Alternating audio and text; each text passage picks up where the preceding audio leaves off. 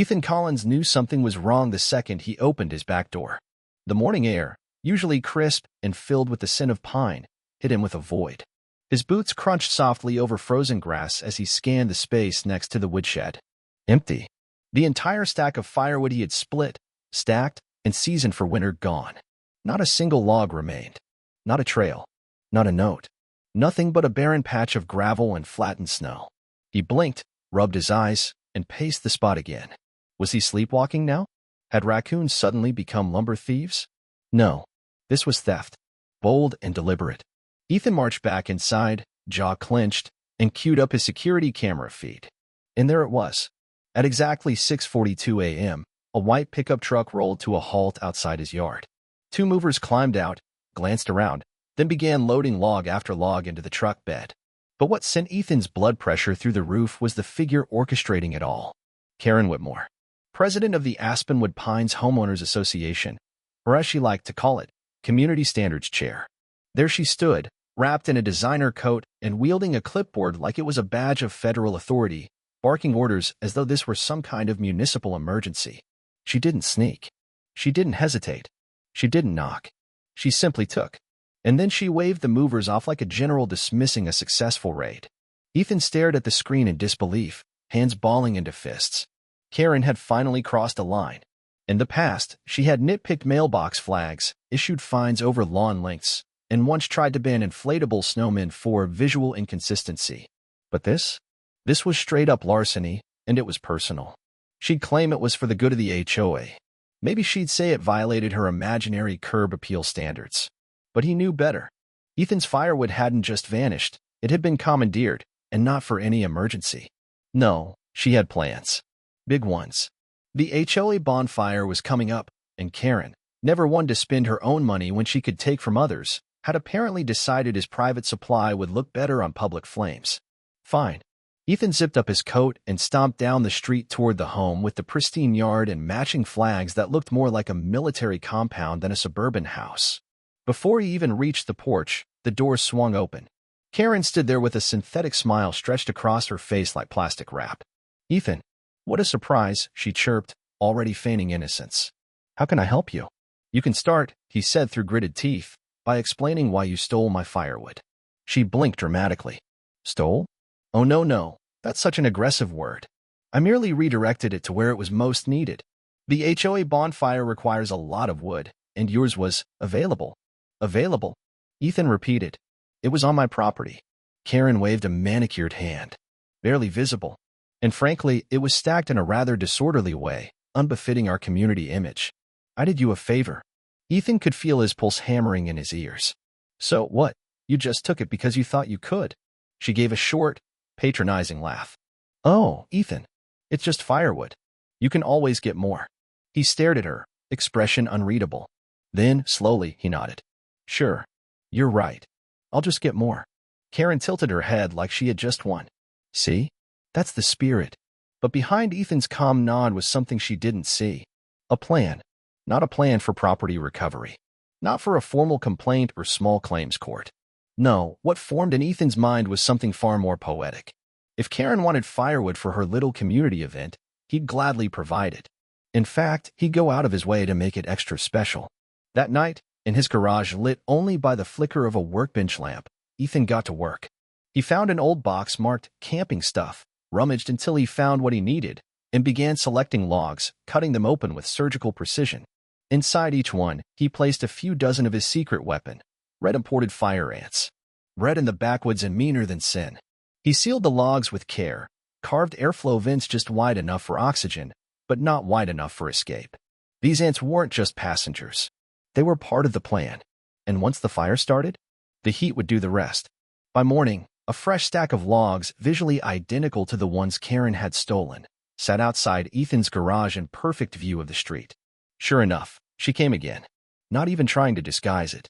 Her hired goons loaded the decoy pile while Karen stood by with her smug smile, barking orders and pretending this was all part of her civic duty. And Ethan? He watched from behind his window, sipping cider, smiling. Let the HOA bonfire begin. That evening, Aspenwood Pines was aglow with twinkle lights strung from tree to tree, casting golden halos on snow-dusted lawns. Families gathered at the open field behind the community center, bundled in coats and scarves, clutching mugs of cider and cocoa. The HOA's annual winter bonfire was a big deal here, an event Karen Whitmore orchestrated like she was directing a national holiday. And tonight, she was radiant. Or at least, she thought she was. She wore a pristine red wool coat with faux fur trim, a matching beret perched atop her head, and a voice amplified by a wireless mic as she welcomed everyone like a benevolent monarch greeting her loyal subjects. "Welcome, neighbors," Karen beamed, arms outstretched. "It brings me so much joy to host this tradition once again, bringing warmth, togetherness, and community spirit to our lovely neighborhood." Applause scattered through the crowd, though less enthusiastically than previous years. A few side glances hinted at quiet resentments. Several residents had received unexpected fines that month for mailbox tilts and unapproved door wreaths. Still, they came, partly out of habit, partly to not be noticed not attending.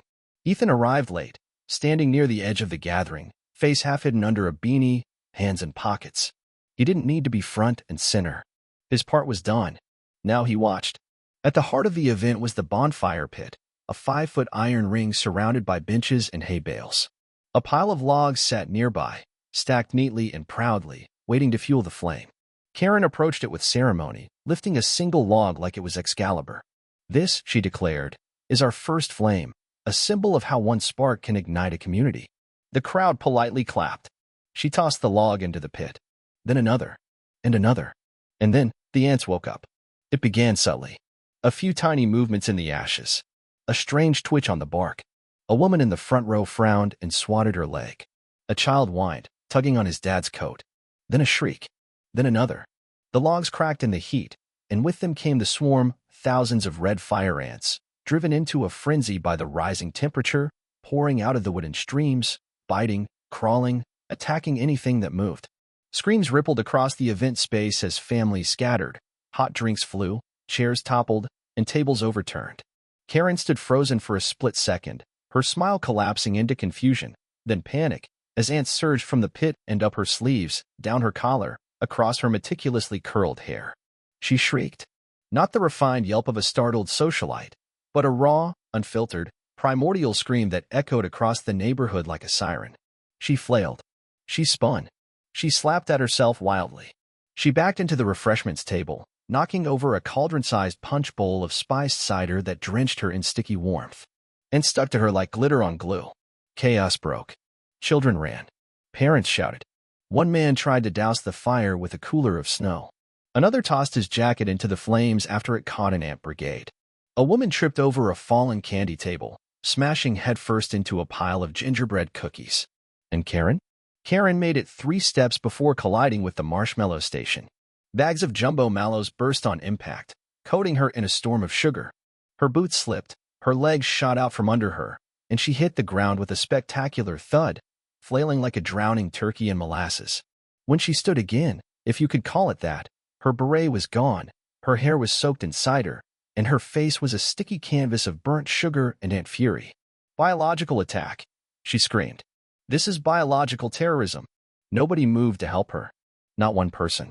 Even Barbara, the elderly vice president of the HOA, just stood there, one hand over her mouth, the other clutching her clipboard as if trying not to laugh. Others weren't so reserved. A few teens had already pulled out phones. A dad snorted cider through his nose. Laughter spread like embers on dry brush. Karen ran. Or rather, she flailed in the direction of the lake behind the community center, each step a slow-motion ballet of limbs, shrieks, and flapping arms.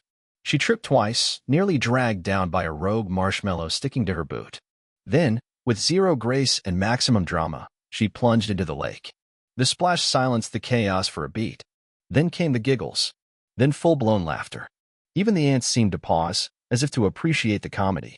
Karen emerged moments later, gasping, mascara streaked down her cheeks, arms out like a shipwreck survivor. She waded to the shore and crawled onto the muddy bank, soaked and seething. Her red coat now resembled a blood-stained quilt run through a blender. She didn't speak, didn't acknowledge anyone, just stormed barefoot and dripping to her car, slammed the door shut, and screeched off into the night like a wet banshee in a hybrid SUV. Ethan stayed till the last ember flickered. Neighbors clustered near him, drinks in hand, smirking like they knew exactly who deserved credit. Nobody said it aloud. Nobody had to. The unspoken consensus, she had it coming. And the fire? Still burned. Cozy. Cleansing. Righteous. That night, for the first time in months, Aspenwood Pines felt warm again. By the time the sun rose over Aspenwood Pines the next morning, the air itself seemed to hum with anticipation. The bonfire disaster had spread like wildfire, no pun intended, through text chains, Facebook groups, and hushed conversations at the local cafe. Videos were already circulating online. One slow-motion clip of Karen slipping on a glob of melted marshmallow had been shared 73 times before noon, captioned simply, "Queen Karen takes the fall." But Karen Whitmore wasn't the type to hide. She was the type to counterattack. At precisely 10:03 a.m., every inbox in the HOA mailing list pinged with a subject line screaming in bold capital letters. Urgent, community safety and vandalism meeting, mandatory attendance. And just like that, the entire neighborhood braced for round two. Ethan arrived fashionably late on purpose. He'd anticipated the crowd, and the crowd delivered. Folding chairs filled the community center like a Sunday sermon, the air thick with curiosity and the scent of stale pastries from Karen's obligatory refreshment table. She was already on stage when he entered. Dressed sharply this time, hair blow-dried into oblivion, makeup redone with military precision, and a navy blue pantsuit so stiff it could have stood on its own. But even perfection couldn't mask the frayed edges. Her smile twitched too much. Her eyes darted too fast. There was a tremble in the hand gripping her notes. The moment she spotted Ethan weaving through the crowd to lean casually against the back wall, her lips tightened like a noose. "Thank you," she began, tapping the microphone with a little too much force. "Thank you all for coming on such short notice. As you're aware, last night's bonfire was marred by a deliberate act of sabotage." A collective murmur rolled through the room. Karen straightened, voice sharp as frost. What occurred was not an accident. Someone, and I won't say who yet, intentionally tampered with the firewood, inserting hazardous elements that led to chaos, injury, and public embarrassment. She paused, waited, expected gasps, nods, maybe outrage. What she got instead was an awkward silence. Then a faint chuckle from someone near the snack table. Karen's eye twitched. "We have rules," she continued, louder now. "We have standards. This is a community, not a playground for vigilante behavior. What happened was a crime, an attack on our safety and on me as your elected HOA president." That was when the room shifted. Not physically, emotionally. Ethan felt it. So did Barbara, vice president of the HOA, who sat just off stage, arms folded, watching with the serene expression of someone waiting to play a trump card. Finally, she spoke. "Karen," Barbara said slowly, "before we dive into accusations, perhaps we should address how that firewood ended up in the bonfire to begin with." Karen froze. "I already said, it was obtained for community purposes." "You mean," Barbara clarified, "you took it from Ethan's backyard." Gasps fluttered like birds across the room. Karen's composure cracked. "It wasn't his. It was available and unsightly. The HOA has no regulation on firewood aesthetics," Barbara replied flatly. "It was stacked unevenly," Karen snapped. "A potential hazard." "On his property," said a voice from the audience. All heads turned to Mr. Belden, a retired firefighter and longtime resident. "I inspected that stack 2 weeks ago when I borrowed a few logs for my smoker. It was fine. And let's not pretend we don't know why you really took it." Karen stiffened. "I don't have to justify." "Yes, you do," Barbara cut in, rising now. "You stole private property. Then, when it backfired, no pun intended, you tried to blame it on sabotage rather than own up to your actions." Karen's gaze darted wildly across the crowd. "You think this is funny? I was bitten. I had to wash my hair with dish soap. My car still smells like caramelized ants." Snorts of laughter broke out, uncontainable now. A few people clapped. Karen slammed her hands on the podium. "This isn't funny. This is a threat to the integrity of our HOA."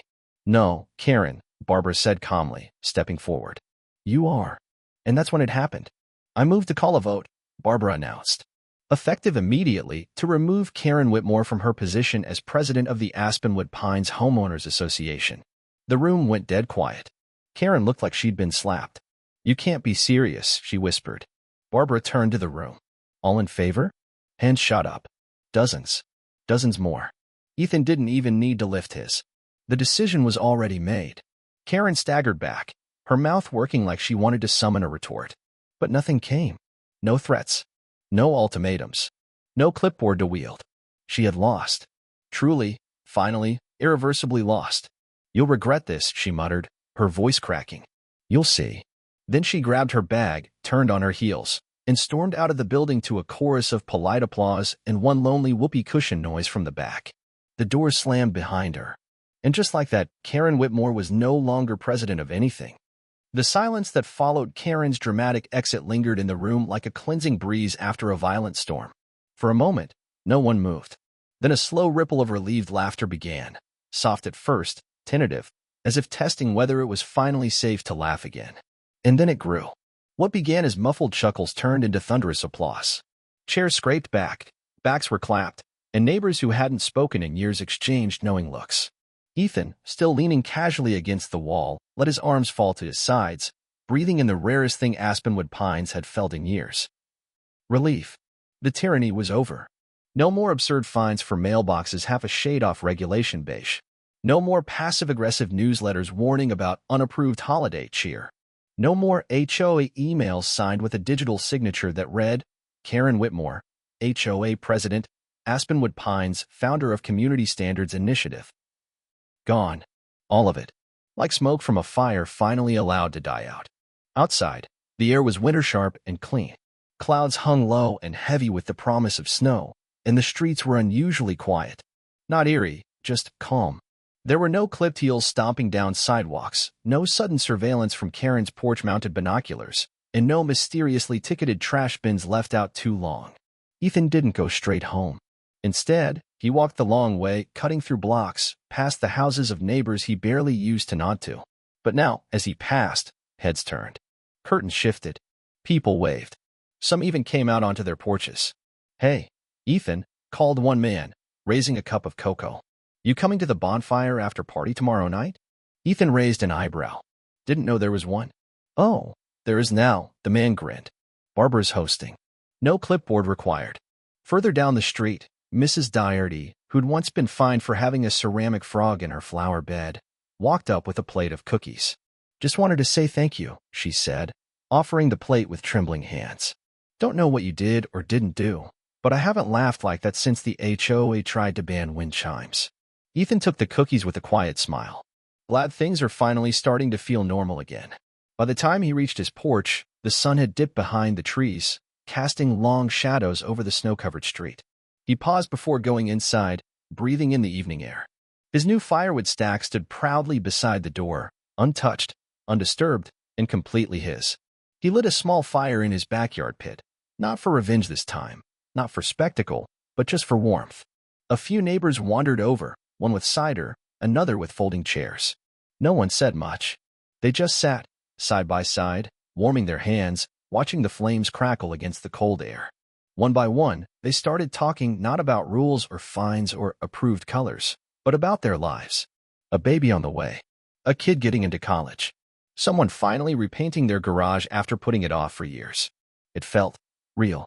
For the first time in a long time, Aspenwood Pines wasn't a dictatorship with holiday wreath inspections, it was a neighborhood again. Not perfect, but human. Forged not by paperwork and HOA bylaws, but by shared experience, fire, and finally, laughter. Ethan sat quietly, listening, smiling to himself as someone told the story, again, of Karen's marshmallow meltdown. The version had already evolved. Now she'd face-planted twice. One of her heels had allegedly flown off into the cider bowl, and she was supposedly still picking ants out of her car's air vents. He didn't correct the details. Let the legend grow. He poked the fire gently with a stick, sending a burst of sparks upward like shooting stars. Then, almost ceremonially, he tossed in one final log. A clean one. Real. No surprises inside. Just warmth. Justice, he realized, doesn't always look like a courtroom or a news headline. Sometimes it looks like a sticky, screaming HOA president belly flopping into a lake, and a community finally learning how to laugh without looking over its shoulder. And sometimes, that's more than enough. Karen Whitmore disappeared, but not for long. For weeks after her downfall, her house sat dark. No porch lights, no movement behind the curtains, no early morning clack of stilettos on concrete. Rumors swirled. Some said she'd fled to her sister's home in Arizona. Others claimed she was in HOA rehab, if such a place existed. One conspiracy theorist even suggested she'd gone off-grid, planning her comeback from a secret basement bunker filled with legal pads and passive-aggressive sticky notes. Ethan didn't care. The neighborhood had moved on. Barbara, now interim president, quickly dismantled Karen's most infamous policies. Fines were waived. Notices were reviewed. A community vote repealed the no flamingo clause and approved a new porch personality rule that encouraged individuality, within reason. Aspenwood Pines had become something no one expected it to be. Happy. Until the morning Ethan found a flyer taped to his door. Community Revival Initiative, hosted by Karen Whitmore. Location: Aspenwood Pines Civic Center. Time: 6 p.m. sharp. Topic: Emergency Oversight Election. All residents strongly encouraged to attend. The text was printed in bold Comic Sans, a crime unto itself. But it wasn't the font that chilled Ethan, it was the intent. Karen was coming back. And she wasn't asking. The room was packed. Again. Only this time, the energy was different. Gone were the reluctant attendees fearing fines. Tonight, people arrived armed with folded arms, suspicious glares, and phones set to record. Ethan sat in the second row, sipping coffee and waiting. The doors burst open. Karen marched in, flanked by two strangers in suits. She wore a tailored white pantsuit with gold buttons, a red sash that said "Community First," and a smile so wide it nearly cracked her makeup. "Good evening, neighbors," she began, voice syrupy sweet. "I've returned not to rule, but to rescue." Dead silence. Karen beamed wider. "You see, in my absence, I've been reviewing state codes, consulting with neighborhood law experts, and I've discovered something very troubling. Our HOA charter is invalid." A gasp or two. Barbara blinked. Karen slapped a thick folder on the table beside her. "This document proves," she said, tapping it dramatically, "that our charter was never properly ratified by county code. Which means everything from officer elections to fee structures, is technically null. But don't worry." She spread her arms like a benevolent queen. "I've drafted a new, fully compliant charter. All I need is your vote to install an emergency oversight council to ensure order." Ethan's brow twitched. It was brilliant, in that twisted Karen kind of way. If the old rules didn't count, she could wipe the slate clean and start from scratch, with herself in charge again. Barbara stood, clearly blindsided. "Karen," she said cautiously, "you left in disgrace. You can't just show up with some packet and declare martial law over mailbox heights." Karen's grin sharpened. "It's all legal. Ask Mr. Denver here, licensed in HOA civil litigation." The taller of her suit companions nodded solemnly. Gasps turned to murmurs. Doubt crept through the crowd. But Ethan stood. He didn't shout. He didn't rush. He pulled something from his coat pocket. A USB drive.